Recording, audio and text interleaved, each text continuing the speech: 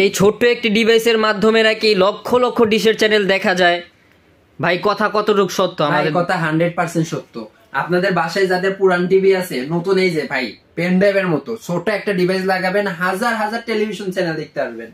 এই যে দেখেন, Bangladesh, India, USA, UK, Pakistan, Qatar, New Zealand, Nepal এ সহ আরো আপনার 199টা দেশের সিনেমা।